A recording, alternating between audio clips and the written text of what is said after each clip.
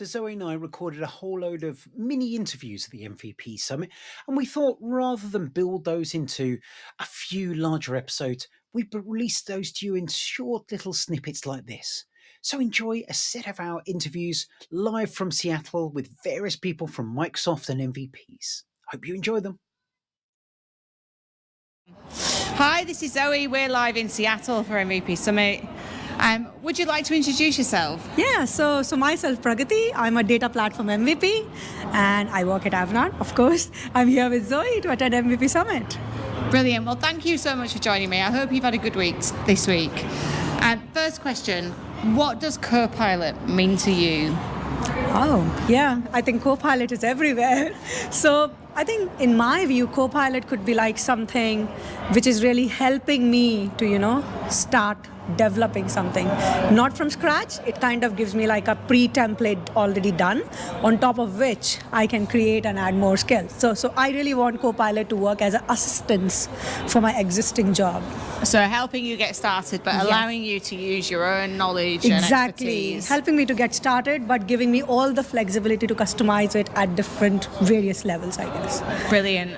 So which Copilots do you use? So like currently, mainly I work in Microsoft Fabric area these days because I come from Power BI background, but now Power BI is basically Microsoft Fabric. So like in Fabric, if you know, Copilot is like available at 3 different areas for us. One is if you are into data engineering side, then you can use it on the notebooks. If you're from the Power BI side, you can use it on the data flow. And then, apart from that, it's at some other place. I just forgot about it. But yeah, sorry. But yeah. But that's the area where it kind of brings more skills and adds more value to my current job. Brilliant. And how are you actually using it? Like, can you give me examples of like specific things you've done where it's really added benefit? Yeah. So like, I can actually point out 2 things. So in one way where Copilot has really helped me is like, adding comments to my calculations that I add on top of the semantic model. It kind of just generates like pre-created comments around the measures or calculations that I'm writing in.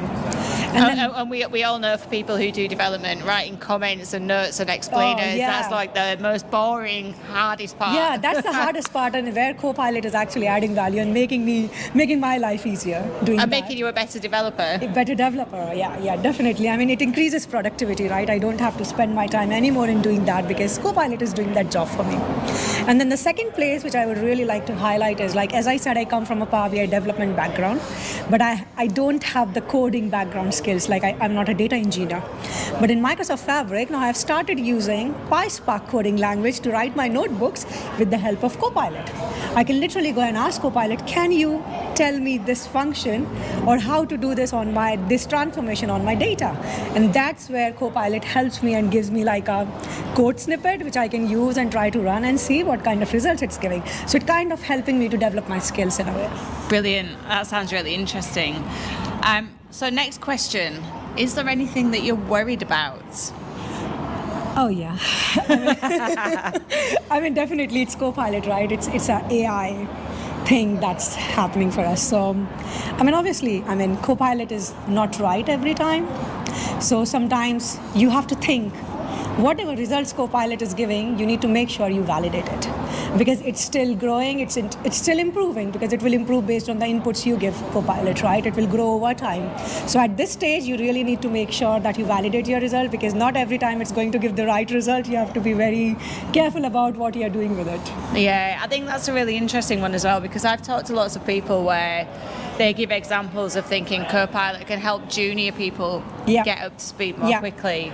But actually, if you've got a person who's junior, how will they know that it's right? They don't necessarily have the experience to know that the code snippet, or the example I had from another MVP was around PowerShell, where he said that he asked for PowerShell scripts and it was only correct 2 or 3 times out of 10. Okay. So when you think about that in the context of it helping a junior developer, how will they know that it's right before they just apply this stuff and Copilot's given me it, so it's going to be right, I'm going to use it? Yeah, that's what it is. That's the risk. You can't trust Copilot blindly. You have to be sensible about what it is giving and if it is the right way to accept what it has given you. So make sure to validate things, basically. Yeah, and I guess it is Copilot, not autopilot, so that human in the loop is still really important. Exactly. It's not autopilot. It still gives you result, but you still need to make sure you are working on top of it just to make sure that it's right.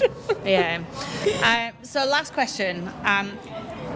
I'd like to know either what you'd like to see next in the world of Copilots, or if you had a magic wand and you could make anything happen that would make it better, what would that be? Yeah, I think something that I actually raised to product group team like 2 hours back. I mean, as a consultant, when I deliver end-to-end solution to a customer, the majority part of it is actually documentation, providing the right documentation to the customer about your solution, right?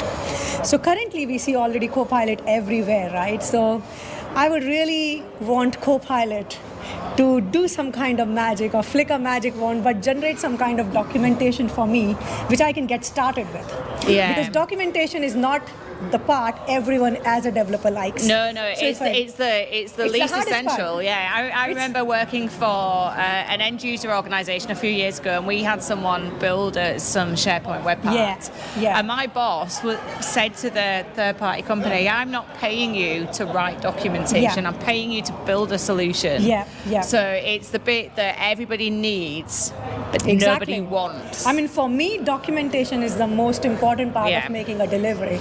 So, and that takes majority of my time as a developer because I hate doing it. But I still have to do it because when it comes to customer, you need to make sure their life is easier when you deliver that product, because after that it's in their hands. So you don't have to make their life... It needs to be explainable, supportable. It needs to be as detailed as possible.